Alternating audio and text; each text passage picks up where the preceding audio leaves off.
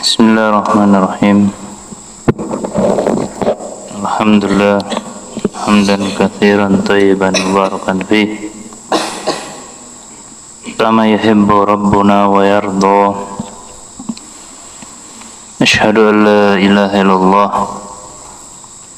wahdahu la syarika lah iqraran bihi wa tauhida. Wa asyhadu anna Muhammadan abduhu wa rasuluh wa la nabiyya ba'dahu. Wa sallallahu ala nabiyyina Muhammad wa ala alihi wa ashabihi wa man tabi'ahum bi ihsan ila yaumiddin, amma ba'd. Ikhwani fiddin wa akhwati fillah, rahimani wa rahimakumullah jami'an. Kita kembali melanjutkan kajian rutin setiap Sabtu malam, dan insyaallah kita akan bahas tentang al-hathu alal akli min amali yadih wa ta'affuh bihi anis su'al wa ta'arrudu lil i'ta'. Hendaknya seseorang itu semangat dan selalu memiliki keinginan memakan atau meminum sesuatu yang dihasilkan oleh usaha dan pekerjaan yang dia usahakan, dari hasil keringatnya, kalau bahasa kita, dari hasil mata pencahariannya, dan menjaga diri dari meminta-minta atau mengharapkan pemberian dari orang lain. Allah Subhanahu wa ta'ala di dalam surat Al-Jumu'ah ayat 10, Allah berfirman, fa idza qudiyatis shalah fantashiru fil ardi wabtaghu min fadlillah. Kata Allah Subhanahu wa ta'ala, jika selesai melaksanakan sholat Jum'ah, menyebarlah kalian di atas muka bumi. Dalam rangka apa? Wabtaghu min fadlillah. Carilah oleh kalian keutamaan, rezeki, atau kebutuhan-kebutuhan yang Allah berikan bagi hamba-hambanya, yaitu berdagang, bertani, dan seterusnya. Di sini Allah memerintahkan wabtaghu. Ini merupakan perintah, menunjukkan kewajiban bagi setiap orang muslim, khususnya laki-laki, untuk mencari keutamaan-keutamaan dengan cara berusaha, dengan cara bekerja, dengan cara berdagang, dengan cara bertani, dan selainnya. Di dalam hadis Abu Abdullah Az-Zubair ibn al-Awwam radhiyallahu anhu, Rasulullah sallallahu alaihi wasallam bersabda,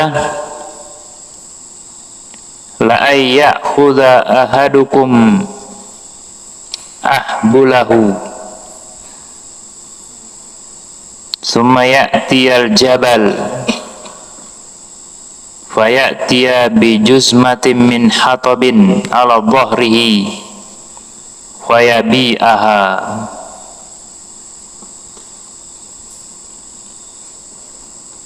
Apabila seseorang di antara kalian menyiapkan keranjang pikulnya untuk membawa barang-barang di punggung biasanya, kemudian dia mendaki gunung, bukit dan yang semisalnya, kemudian dia mengambil kayu-kayu bakar, dipikul, lalu dia menjualnya, fayakuffallahu biha wajhah, dan Allah menjaga dia dari meminta-minta, khairun lahu min ayyas alan nasa, itu lebih baik atau Allah cukupkan dia dengan menjual kayu bakar tadi daripada meminta-minta, itu lebih baik min ayyas alan nas, daripada dia meminta tolong, meminta ke sana, meminta ke sini. A'tauhu wa mana'u, ada yang mereka itu memberikannya, ada yang mereka tidak mau menolongnya. Hadis ini merupakan motivasi bagi kita agar mau bekerja, mau berusaha, jangan hanya menjadi beban bagi orang lain, jangan mengandalkan orang lain, apalagi kita sebagai seorang laki-laki, sebagai seorang pemimpin, sebagai kepala rumah tangga, apapun pekerjaannya. Di sini kenapa Nabi sallallahu alaihi wasallam memberikan contoh menjual kayu bakar, seolah-olah apa? Pekerjaannya pekerjaan yang hina, ya. Pekerjaan yang enggak ada gengsinya. Jadi kalau orang yang melakukan ini seolah-olah dia tidak memiliki gengsi, tidak malu. Karena banyak orang pekerjaan itu memilih, maunya di atas kursi, maunya ber-AC, maunya gajinya besar, ujung-ujungnya dia nggak bekerja, akhirnya dia meminta-minta, mengharapkan bantuan, pertolongan orang yang belum jelas, ya. Maka ini merupakan hadis yang memotivasi bagi kita, apapun pekerjaannya, selama itu halal, jangan merasa malu, ya. Selama itu pekerjaan yang menghasilkan sesuatu yang halalan thayyibah, walaupun sedikit, walaupun kata orang, ya, tidak bergengsi, nggak perlu malu. Kenapa? Nabi SAW saja beliau pernah mengembala domba. Sebelum diutus menjadi nabi dan rasul, ketika masa mudanya beliau mencari upah, mengembala domba mendapatkan upah, dan beliau juga berdagang, ahli dalam berdagang. Padahal beliau itu kekasihnya Allah, ya. Kekasih Allah yang sangat dekat dengan Allah, tidak mengandalkan Allah, tinggal minta, tinggal berdoa, ya Allah turunkan emas. Tapi beliau memberikan contoh bahwasanya kita itu harus, ya, memiliki keinginan untuk makan dari hasil jerih payah kita sendiri. Jangan mengandalkan orang lain, harus ada usaha, ya. Walaupun kita sambil menuntut ilmu, suatu saat kita juga harus bekerja, ya.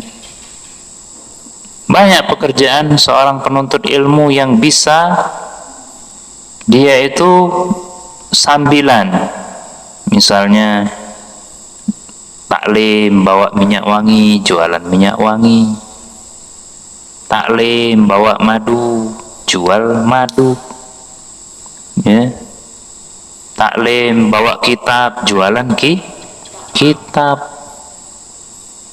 Beli songkok di pasar 16, jualan peci songkok, dan seterusnya. Banyak, ya.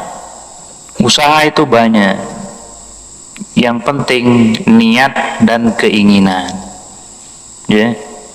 Niat dan keinginan untuk mengamalkan hadis Rasulullah Sallallahu Alaihi Wasallam, ya. Kita harus malu kalau hanya minta sana minta sini, ngarepin warisan orang tua, ya, ngarepin pemberian orang tua, ya. Kalau sudah waktunya bekerja, kita harus bekerja. Jadi kita tidak melarang seseorang untuk mendapatkan pekerjaan dan mendapatkan harta yang halalan thayyibah, ya. Ada waktunya, tetapi ingat, jangan sampai hubud dunia. Jangan sampai mentang-mentang Rasulullah menyuruh bekerja, ya. Rasulullah menyuruh bekerja misalnya dari pagi sampai siang, sampai sore, sampai malam, sampai tengah malam, hanya untuk bekerja, nyari duit. Ngapa nyari duit terus? Lawang Nabi nyuruh, Allah saja memerintahkan. Nah, yang seperti ini namanya cinta dunia, ya.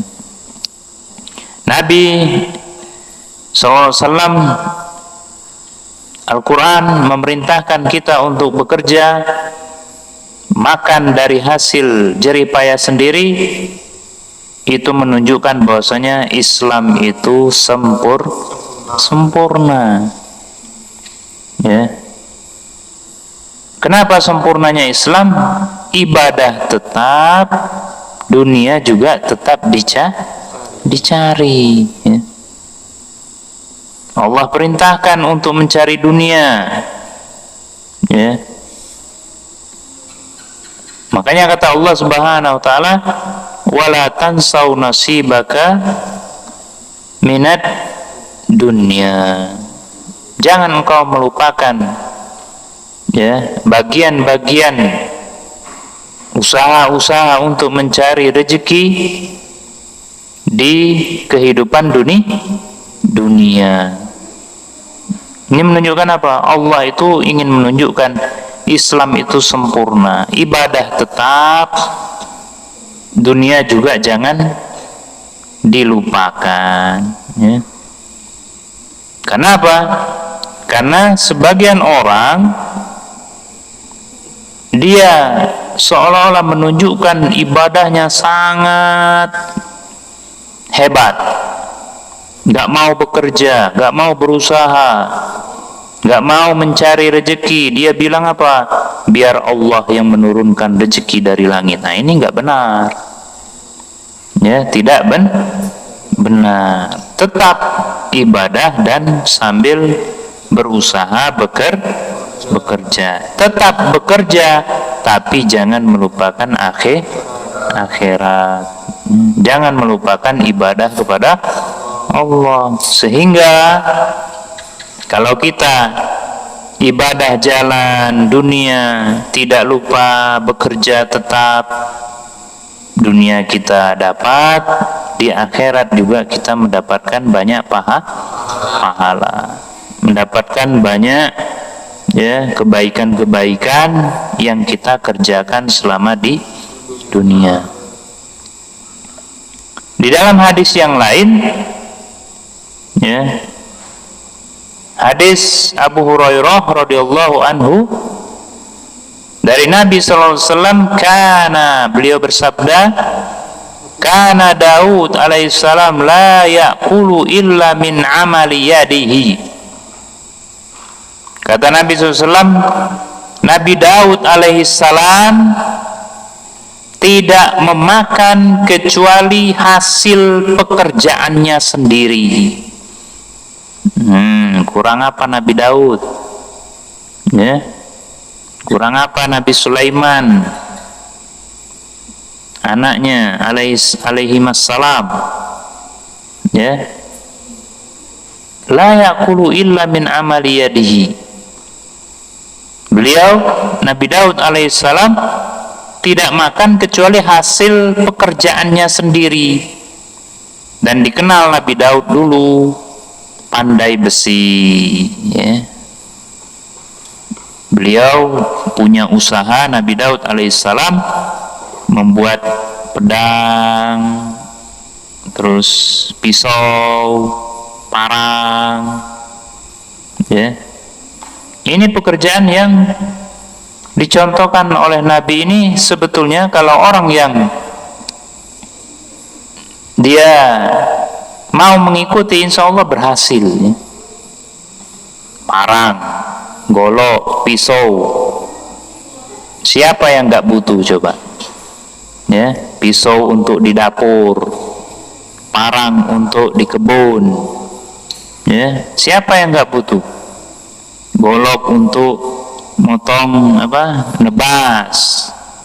Ini kalau digeluti oleh seseorang jadi pandai besi yang seperti ini, insya Allah sukses, ya. Tinggal ada nggak kemauan, itu saja. Kemauan mempelajarinya, kemauan untuk, ya, membuka usahanya, ya. Dalam hadis, ya. Nah, di sini faedahnya apa? At-ta'assi bil anbiya fi tahsili rizqihim bil amali la bis su'al, ya. Kita mencontoh para nabi untuk mendapatkan rezeki dengan bekerja, dengan berusaha, tidak meminta-minta, ya. Kalau bisa orang ngasih kita tolak, oh maaflah, saya nggak bisa nerima yang kayak gini, biarlah kami bekerja, kami berusaha, dan kami makan dari hasil jeripayah kami sendiri. Wah, kalau yang seperti ini, Masya Allah, dia sudah sukses. Sukses apa? Sukses mengamalkan perintah Allah dan hadis Rasulullah Sallallahu Alaihi Wasallam. Ya. Dia nggak mau minta-minta, dia nggak mau ngandelin orang, dia nggak mau berpasrah diri kepada orang lain, ya. Karena kadang orang itu berubah. Namanya manusia itu kadang berubah. Hari ini ikhlas, besok sudah mengeluh, oh minta terus wong ini, kesini pasti minta, kesini pasti begini, kesini, ya. Namanya manusia seperti itu. Hari ini dia ridho, setahun, 2 tahun kemudian mungkin dia sudah tidak ridho lah lagi, pengennya pergilah jauh-jauh wong cai ini, beban baik, jadi beban masyarakat. Nah gitu ya, itulah manusia ya. Makanya kita tidak bisa bertawakal, menyerahkan kehidupan kita ini kepada manusia. Wa 'alallahi fatawakkalu in kuntum mu'minin. Kepada Allah kalian serahkan, kalian memohon, kalian meminta, kalau kalian benar-benar seorang mukmin. Jangan bergantung kepada manusia, walaupun kepada orang tua kita sendiri, ya. Jangan kita mengandalkan warisan, jangan kita mengandalkan pemberian orang tua.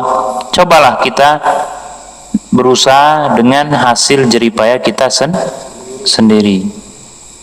Ya mungkin kalau orang tua, Pak pinjam modal berapa? 100 juta. Nak ngapo? Aku nak buka usaha rumah makan. Insya Allah setahun saya kembalikan. Wah ini Masya Allah ya, bangga orang tuanya. Rupanya anakku ini tidak ngandelin warisan, dia mau berusaha. Pak pinjam duit berapa? 50 juta. Untuk apa? Nak beli kambing. Nak apa? Nak usaha kambing. Oh, orang tua insya Allah bangga yang seperti ini. Beda dengan Pak minta duit, minta apa? Untuk jajan berapa? 10 juta. No, ngabisi duit budak ini. Beli apa? HP. No, beli HP pula. Jadi yang seperti ini berbeda dengan anak yang dia kelihatan ingin berusaha, bekerja, beramal, dengan anak yang kerjaannya cuma minta-minta saja, mengandalkan orang tua ya. Jadi kita sebagai seorang mukmin al-qawi, habbu ilallah, mukmin yang kuat lebih dicintai oleh Allah minal mukmin ad-dhaif, daripada mukmin yang lemah. Dan Allah lebih mencintai mukmin yang kuat. Ayo kita ini ke sawah, ayo manen sawit, laju jualan ini, laju dapur, serba bisa ya, serba mau, tidak punya rasa malu dalam kebaikan ya. Ngapo wong maling ndak malu, kita jualan kok malu ya dak? Ada dak yang mencuri HP malu-malu? Beda jangan malu, ndak ngerti ya. Maling yang pemalu ada dak? Ndak ngembek duit, janganlah malu, ndak lemak dijenguk wong.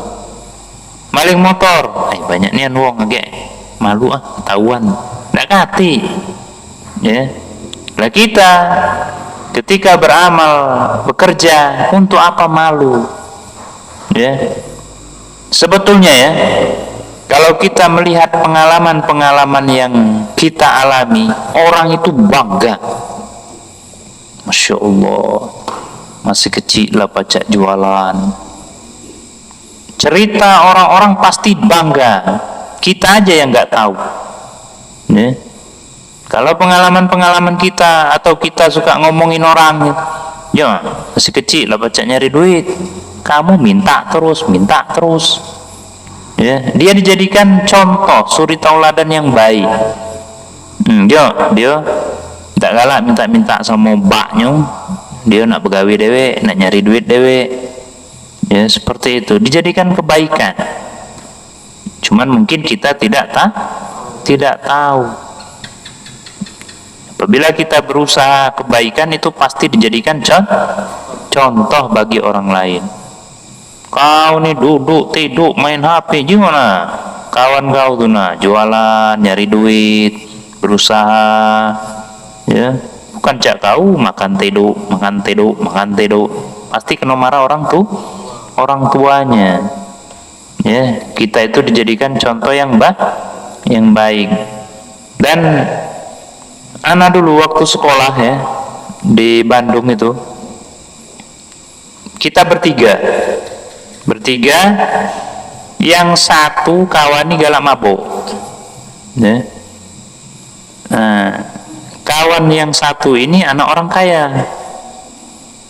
Kata bapaknya kawan anak itu, kamu jangan bergaul sama dia tuh galak, dak keruan, ya, dak bagus, sholat tidak, ya, jarang sholat, ugal-ugalan. Nasihat bapak orang kaya ini, anak orang kaya ini. Nah, kalau nak bergaul, nah itu sama itu si apa ya, anak yang ditunjuk itu waktu itu, anak kan kami bertiga kan. Nah, bergaul lah sama dia baik, dia tuh bagus, galak sholat, terus sopan. Jadi orang tua seperti itu, dia menjadikan kita contoh yang baik, ya. Jadi jangan sampai kita dalam berbuat kebaikan itu malu. Dan kalian di sini insya Allah bagi masyarakat juga contoh yang baik. Juga mereka di masjid baca Quran, ya.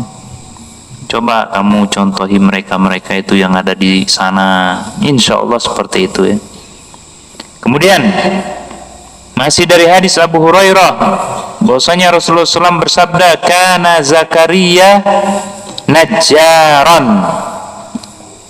Kata Nabi SAW, dulu Nabi Zakaria seorang tukang kayu, ya, seorang tukang kayu.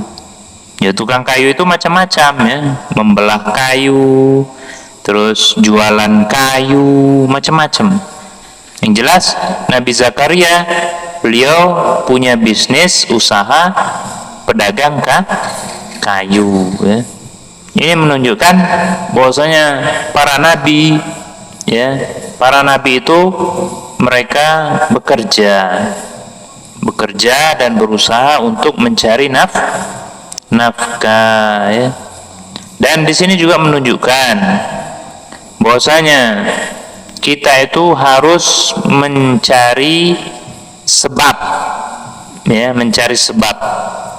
Kita di samping bertawakal kepada Allah, pasrah kepada Allah, menyerahkan diri kepada Allah, tetapi juga harus mencari usaha, ya, berusaha mencari sebab supaya dapat duit, jualan, berdagang, bekerja, bertani, ya, dan yang semisalnya. Ini harus ada, ya, harus ada usaha yang nyata, ya. Tidak boleh kita hanya berpangku tangan atau hanya berdoa, ya Allah turunkan rezeki dari langit, ya Allah berikan rezeki dari langit. Nggak bisa yang seperti ini, ya.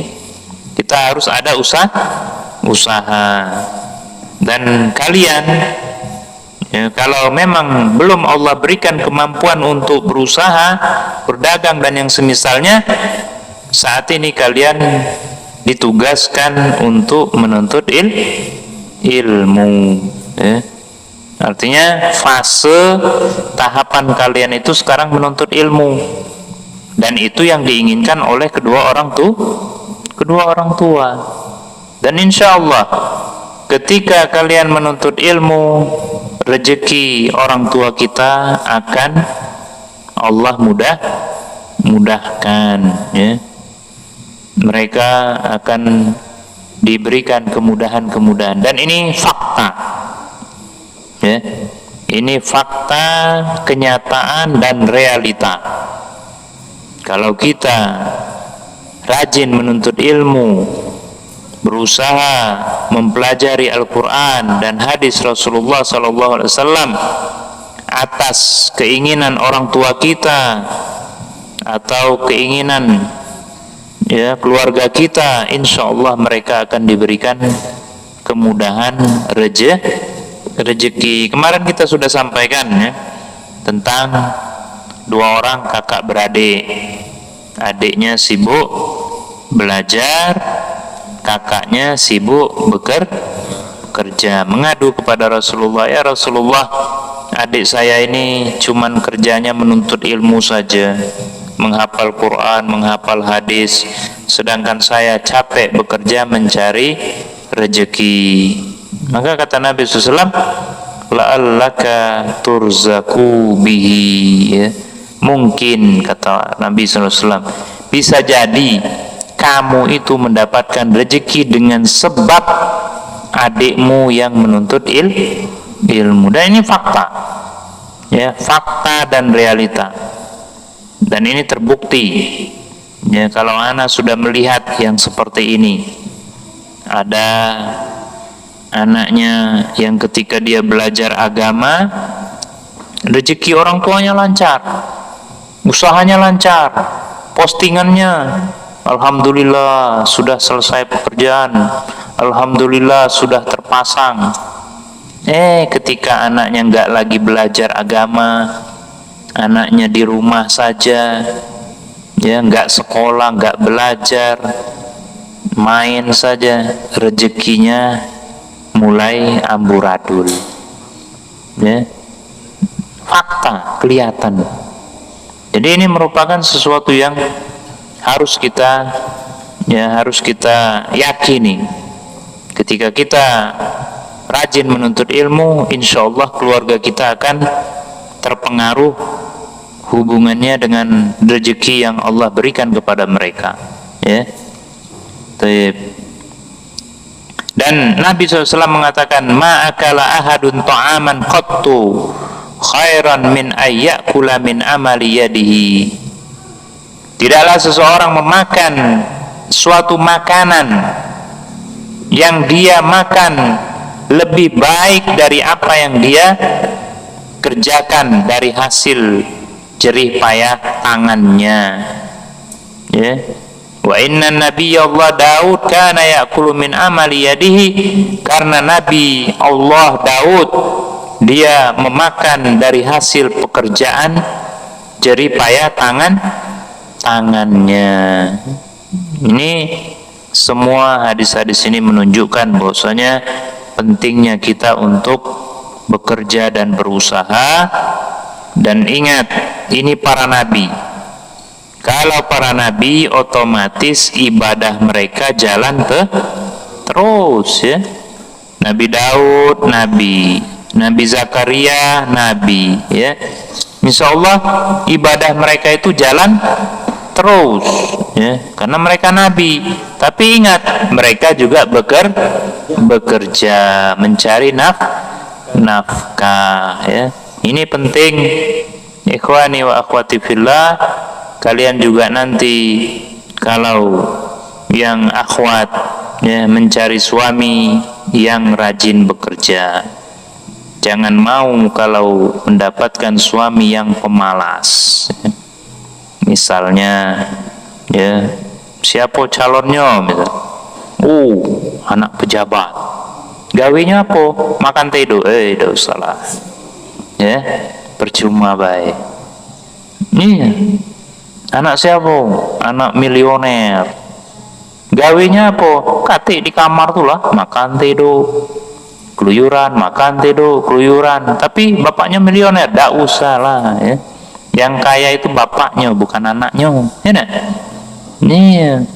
Tapi kalau kita mendapat informasi dia cak mana uangnya, bagus, alhamdulillah, rajin sholat, ya, pernah jadi santri, gawenya apa? Dagang bakso, caknya, laju kelak, ya. Jangan nyingok dagang baksonya atau, ya, pedagang donat, ya. Jangan nyingok, ya, jualannya, ya. Tapi lihat dia mau bekerja, ya, dia rajin bekerja, ya. Insya Allah kalau seseorang itu rajin bekerja, ya, dia seperti para para nabi, ya, enggak mengandalkan orang lain. Dia mau berusaha, ya, apalagi pernah menuntut ilmu kemudian dia bekerja, insya Allah dia bagus, ya, insya Allah dia baik, ya. Nah, ini yang perlu kita perhatikan. Jangan melihat pekerjaannya, lihatlah bagaimana dia orang yang bersungguh-sungguh dalam bekerja, ya. Kalau pekerjaan kecil, pekerjaan biasa dia mau, itu menunjukkan dia orang yang berusaha. Ya, kalau kalau jadi pejabat, kalau jadi bos, kalau semua orang bisa, ya. Misalnya dia jadi bos, bisa semua. Tapi coba bos ini disuruh bekerja yang rendah, mau nggak dia? Nah, itu yang jarang terjadi. Yang namanya bos ngasok disuruh jualan yang cah itu, nggak level. Ini yang harus kita memahami, bahwasanya kita itu dalam pekerjaan apapun selama itu halal dan thayyibah, jangan kita merasa gengsi dan ingat, kebanyakan orang yang sukses, orang yang berhasil, mereka awalnya kecil, ya, hina. Dulu dia jualan, ya, makanan-makanan di pinggir jalan. Tidak lama kemudian, setahun 2 tahun kemudian, dia menjadi bos, ya, bos travel umroh. Itu biasa, ya. Mereka dari kecil dulu dia tukang cuci mobil misalnya, ya. Setelah waktu demi waktu dia menjadi seorang pejabat. Biasa, yang seperti itu memang kehidupan. Ya, Allah itu ingin menguji dia itu mau berusaha dari kecil atau enggak. Dan yang seperti ini biasanya awetnya, biasanya lama, atau dia sampai betul-betul sukses dengan kebaikan. Ya. Kenapa? Karena dia mengawalinya dari yang kecil, baru dia mendapatkan yang besar, ya.